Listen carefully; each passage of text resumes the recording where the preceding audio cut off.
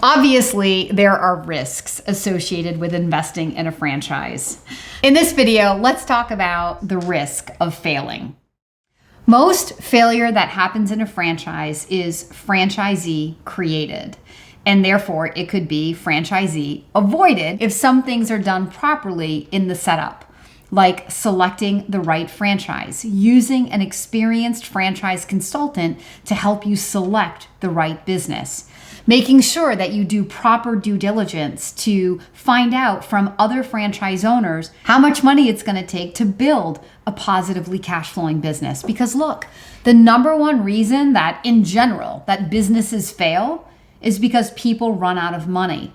But in a franchise, that shouldn't happen. If there's a path, if there's a track record that's gone before you of other franchisees that you can validate with, and you can be prepared for best case and worst case, you shouldn't run out of money. But at the end of the day, it's you that's executing on the plan. It's you that's spending the money to build this business, and you are the greatest variable, which nobody can control but you.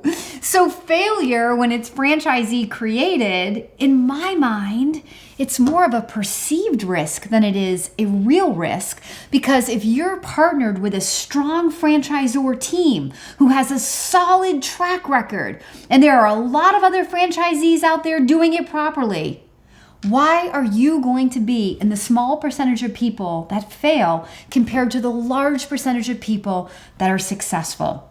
I once saw a franchisor claiming in their FDD that they had a 98% success rate over a 30-year history. Now, even for positive Kim Daly, I was like, what? Is that even possible? Like 98% of your people are successful? So I had to ask the franchisor, like, seriously? Only 2% of your franchisees fail? But what I learned by asking the question to the franchisor is that they do not allow their franchisees to fail beyond that 2 or 3% mark. They're either going to ask you to sell your business so they can bring in somebody else to try to run it and make it successful, or they're going to gobble up your store as a corporate location. But either way, they're not going to claim you as a failure. So is that a little misleading? I mean, maybe if you take the data at face value. But if you do what I did and you ask the questions to understand in the system how it's going down, it's not really misleading at all. In fact, to me, it's as strong of a really good franchisor, because they're not going to let you lose your shirt, right? They're going to help you gracefully exit with a little bit of money. You might take some loss, but leave without losing everything that you put into it. So the risk of failure in a franchise, in the world that I live in, yes, it happens, but it rarely happens. And if your ship is going down, you've got to be brave enough to raise your hand and either ask for help before it's too late, before you're nearly broke, or just put a for sale sign on your business and try to create an exit strategy for you.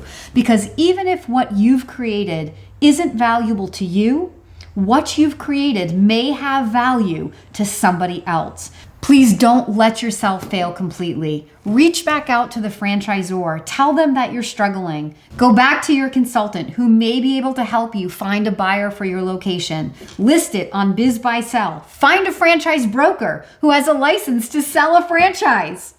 There are resources available to help you. I would love to be your daily coach. If I can help you, please leave a comment below or reach directly out to the Daily Coach. And don't forget to like, subscribe, and ring that notification bell.